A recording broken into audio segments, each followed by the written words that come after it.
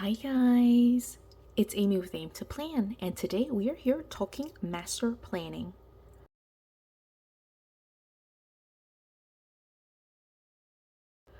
So I recorded a video recently talking about my catch-all planner and how I consider that my master planner. I wanted to dive a little bit deeper into that idea of a master planner and what that means to me. So I've got here two planners. The first one is my current planner. This is my catch-all Frankenplanner. Well, it's my Frankenplanner. It has in here my catch-all as well as some other specialty planners. And then I have here my December 2024 planner. We're going to talk about these two in combination and show you some things that are happening in here. So I mentioned in the last deep dive video that I think it's very important to have a planner that catches it all. That is what I would consider a catch-all in the sense of I write pretty much everything in there. There are probably some exceptions. Sometimes I will write things directly into a specialty planner, especially with my Frankenplanner. I have all of my sections, so I can very easily flip to, for example, my faith planner and just make a note in my faith planner.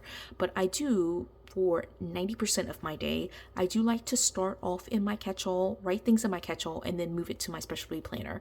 Very rarely do I write in the specialty planner and then come backwards into my catch-all. So again, for me, the big thing here is my catch-all planner is a planner that houses everything. All right. So I talked about in the previous video how I take the things in my catch-all and break it down into bigger pieces. But today I'm going to really talk about how I can sometimes shift, and it's very easy for me to shift between using multiple planners into using one planner. And the reason for that is because I do have what I consider to be a master planner. There is one place where I put everything. And so we're going to use these two planners to kind of show you what that looks like. So again, we're going to be in my catch-all today.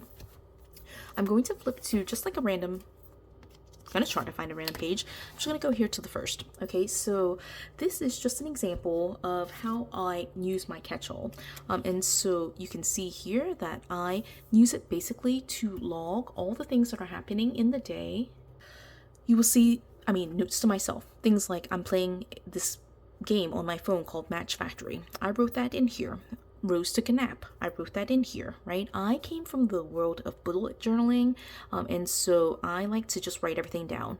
Now, I do use, as you can see here, daily pages to be able to do this, and so I do find it very beneficial to have daily pages for my catch-all system, just because if I use a weekly planner, it feels a little bit cramped to me. But daily planning and using daily pages for catching everything, for catching it all, is very helpful. If I don't have time, like if for example I have a note here for social media but I'm not able to get into my social media planner, I think it would be fine, right? I like to have multiple planners, but the note here that I was doing social media related stuff, it's in here. I don't really have to have it in another planner. I will have another video talking about why I love multiple planners, but for this video I'm really just highlighting the fact that everything lands here, right?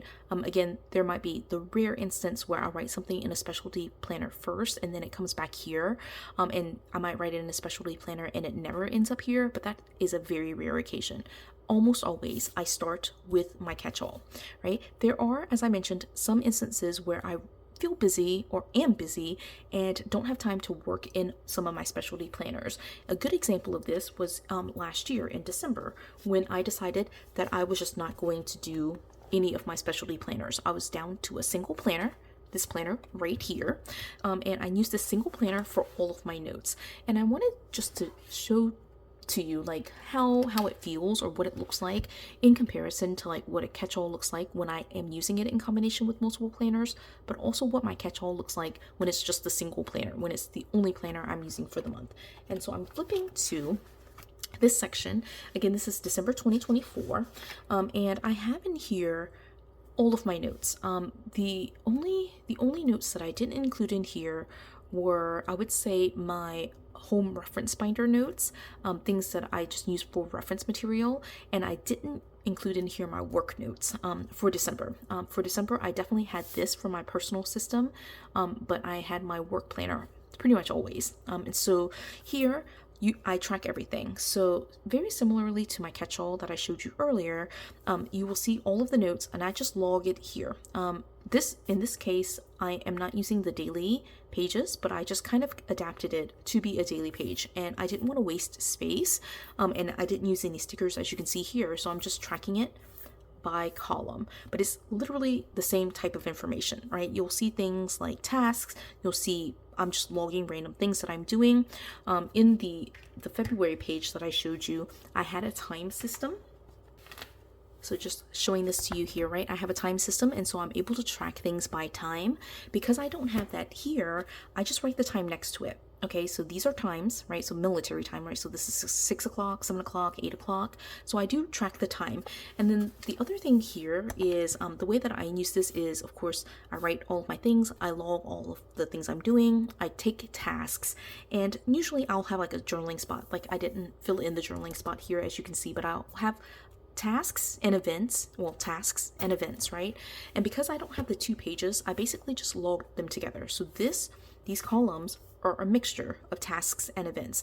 One thing that you'll notice here with some of these, I have these little hash marks next to them. Those are my tasks. Everything else is just like me logging events or things that I did during the day. So like right here, I have a little hash mark. This is a task list. I wanted to create this order tracker. Here again, another task, Sophia's Christmas program. I actually have no idea what that note even means at this point, but this one is daylight bulbs. That's something I wanted to buy for my house. Right here, I wanted to look up, just research jeggings and see if I can upgrade my wardrobe a little bit. So it's a combination, right? So the point that I do want to make with showing you this is that when I move down to a single planner, I still write the same material or the same things in here. In some instances, like right here, because currently I have a catch-all plus a health tracker or a food log, I don't take this type of detailed notes. But since I didn't in December have a separate food log, I am writing my detailed notes directly in here. So in my February planner, I would probably just put a message saying dinner. Here, I'm writing what dinner actually is. So again, just showing this to you, like right here, it says Julie's celebration dinner. You know, I was with my family, we had dinner. I didn't write what dinner was here. That is actually in my separate health planner or my food log. Here, because I didn't have a separate planner, I just wrote what we ate, right? So there are some changes here, but I think the big message here is I think it's very important to have a single planner where if you had like a ride or die or like a be all end all planner, there's a single planner that you're using for all of those things. I consider that my catch-all. I also sometimes refer to it as my master planner. I think it's very important to have a master planner or a catch-all that then separates into all of the specialty planners. But if I had to get rid of the specialty planners or if I didn't have time to be in my specialty planners, I'm still able to take the notes that I need to. Show you a couple of more examples before I wrap up this video. Here, this caught my eye that I didn't have my faith planner, so I took faith notes directly in here. I have coffee. I'm expense tracking here.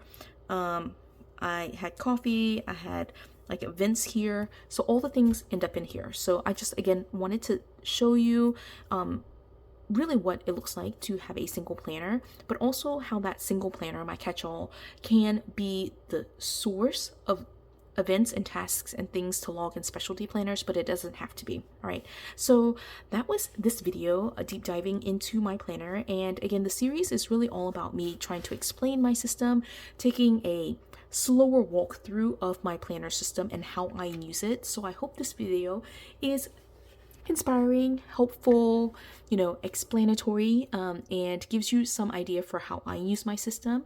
I don't ever expect anyone to use their system the same way that I do, but I think it's helpful to hear how other people use their system so that way you can adapt it for yourself. So in that respect, I hope this video was helpful to you. If you enjoyed this video, please do give it a thumbs up. If you have any questions or comments, please do feel free to leave them in the comments and I will respond to them. In the meantime, if you are not subscribed, I am deep diving into my planners, so make sure you're subscribed so you can hear and follow along with what my planner system is all about and how I use my planner system. And until the next video, you guys, bye.